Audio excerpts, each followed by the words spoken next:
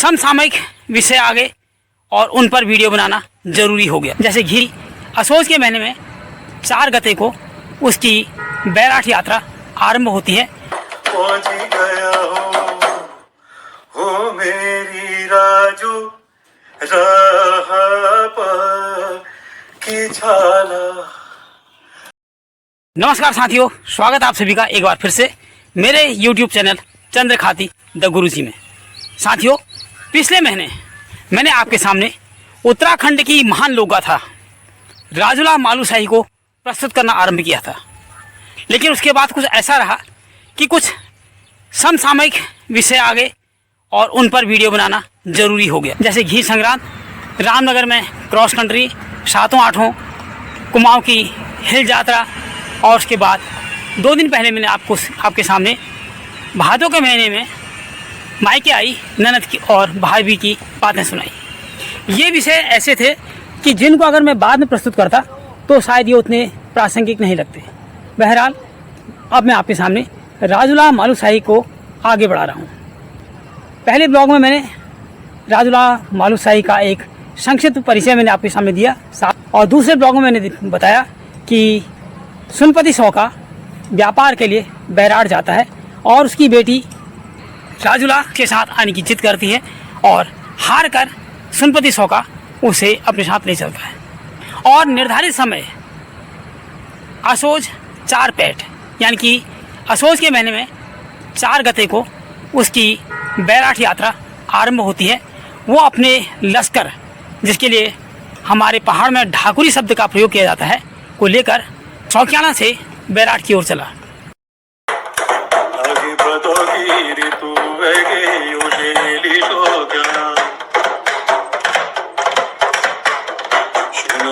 शौक की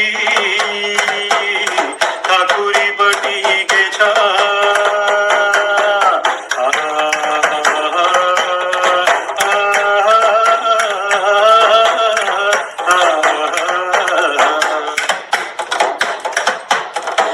सोच की ऋतु पुरु नजिक आई गे चार बैठा सोजे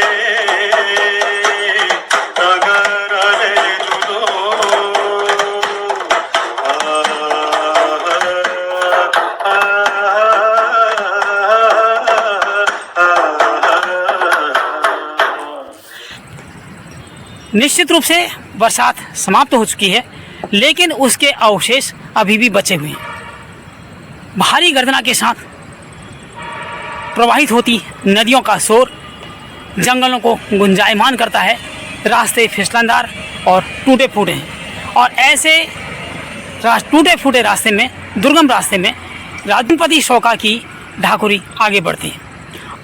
रास्ते में कई पड़ाव हैं और उन्हीं पड़ावों के बीच में एक रात्रि को दिन भर की थकान से चूर होकर सुनपति सौका और उसके साथी बेसुध होकर के सोए पड़े हैं, लेकिन राजुला की आँखों से नींद गायब है।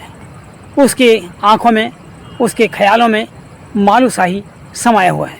वह हर समय मालूशाही से मिलने के सपने देखती है। तभी उसके कानों में दूर से लगातार पास आती हुई हुड़के की थाप और बांसुरी की मधुर स्वर लहरियाँ गूंजने लगती हैं। धीरे धीरे सामने 2 हृष्ट पुष्ट सुंदर गठीले बदन के नवयुवक प्रकट होते हैं। ये इनमें एक है छिदवा रमूला, जो डंगर बजाने की कला में सिद्धहस्त है।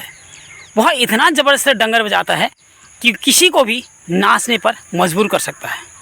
अब आप में से कई लोग ये सोच सकते हैं कि डंगर क्या हुआ। साथियों, हमारे पहाड़ों में कई प्रकार के वाद्य यंत्र प्रयोग किए जाते हैं, जैसे ढोल, दमाऊं, डंगर, मशकबीन और रणसिंह। तो ढोल को आप में से हर किसी ने देखा होगा। दमाऊं एक बहुत भारी भरकम अर्धवृत्ताकार संरचना है, जिसे बजाने वाला अपने गले में लटकाता है और बड़े बड़े मुदगर नुमा हथौड़ों से उसे बजाया जाता है।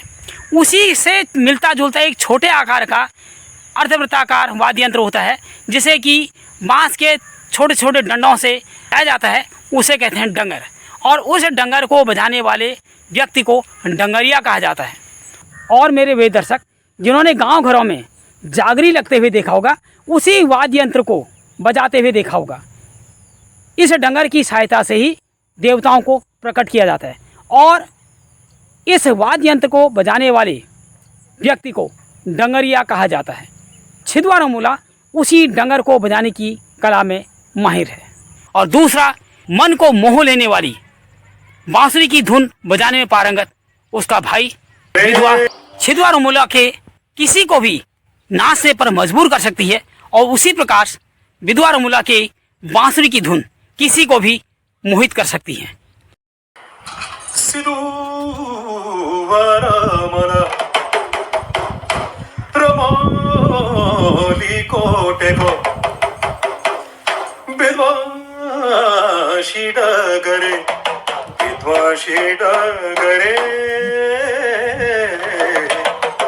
अजुन फेटी कोठा विधुवारामला रमाली कोटेको उदासी मुरुली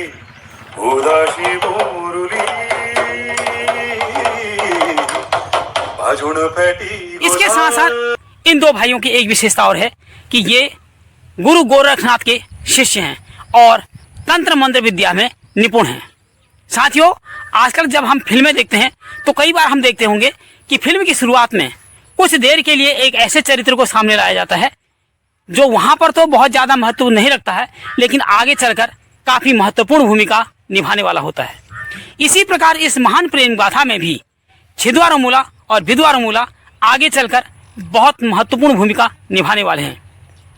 छिदवारो मूला की भाप और विधवारो मूला की बांसुरी की स्वर लहरियों से मोहित होकर जंगल के विभिन्न कोनों से लाल, हरे, नीले, पीले रंगीन वस्त्र धारण किए हुए परियां प्रकट होती हैं और उनकी धुनों पर मदहोश होकर नृत्य करने लगती हैं। राजुला ये सब देखती रहती है और कुछ समय बाद वह भी उनसे सम्मोहित होकर उनके समूह में नृत्य करने लगती है। काफ़ी देर तक ये सिलसिला चलता रहता है। धीरे धीरे पौ फटने वाली होती है। भोर का तारा, जिसे हमारे पहाड़ में उजी तारा कहते हैं, दिखाई देने लगता है। छिदवारो मूला और विधवारो मूला अपनी राह पर आगे बढ़ जाते हैं और विभिन्न दिशाओं से आई हुई परियां भी अपने अपने गंतव्य को अदृश्य हो जाती हैं। लेकिन राजुला उनसे सम्मोहित होकर अभी भी नृत्य करने में रत है और एक समय ऐसा आता है जबकि वह बेहोश होकर गिर पड़ती है। कुछ समय के बाद सूर्योदय होता है। सुनपति सौका की नींद खुलती है। वह देखता है कि राजुला अपने बिस्तर पर नहीं है। बेचैन होकर वह इधर उधर देखता है और कुछ दूरी पर राजुला को बेहोश पड़ा हुआ देखता है। सुनपति सौका इन दुर्गम और जंगली रास्तों का अभ्यस्त है। वह देखते ही समझ जाता है कि राजुला किसी मायावी शक्ति का शिकार बन चुकी है।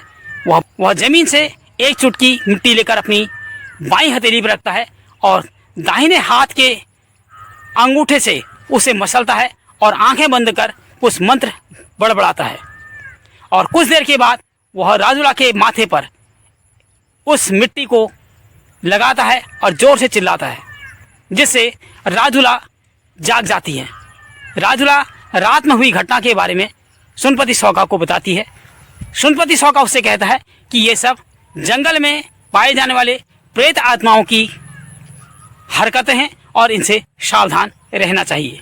साथियों, यहाँ पर मैं आपको एक बात याद दिलाना चाहता हूँ कि हमारे गांव घरों में अभी भी ये कहा जाता है कि जब भी आप किसी जंगल से सुनसान जगह से गुजरें तो जोर जोर से हंसना बोलना नहीं चाहिए, कोई संगीत वाद्य यंत्र नहीं बजाना चाहिए और हंसी मजाक नहीं करनी चाहिए, अन्यथा भूत प्रेत उन्हें अपने आगोश में ले लेते हैं, जिसे हमारे पहाड़ में छल लगना कहते हैं।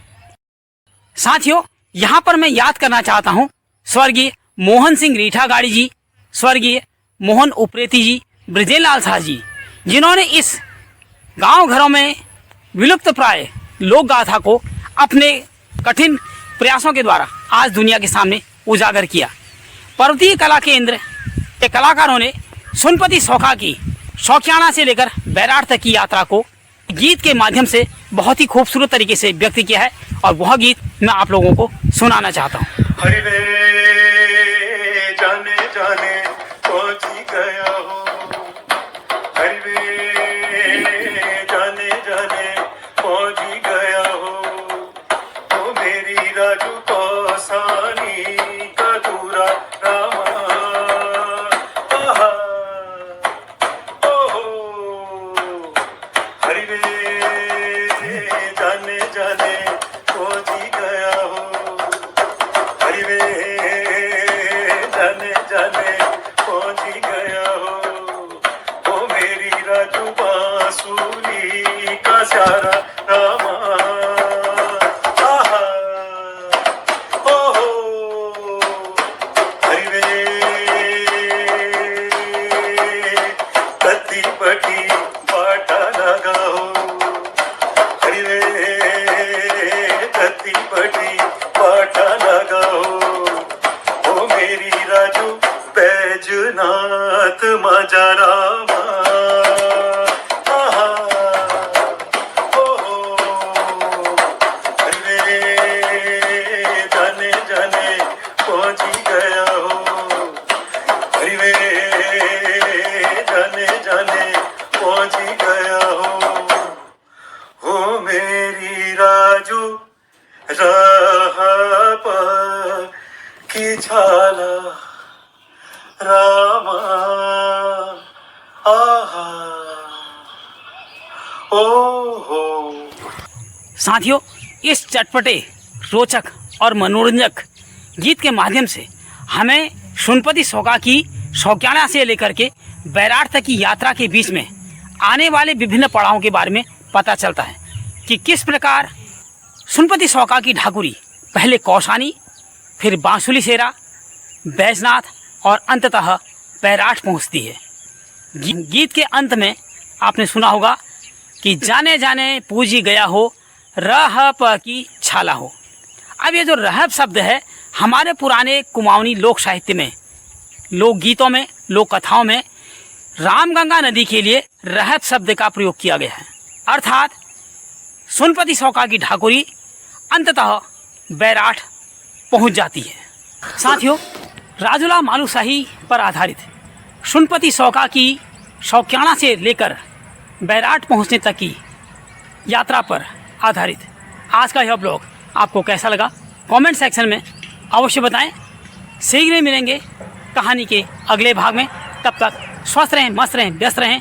और हाँ, चैनल पर अगर नए हैं तो चैनल को सब्सक्राइब करना बिल्कुल ना भूलें। वीडियो को अधिक से अधिक लाइक करें, शेयर करें, कमेंट करें। शीघ्र ही मिलेंगे एक नए ब्लॉग में। नमस्कार।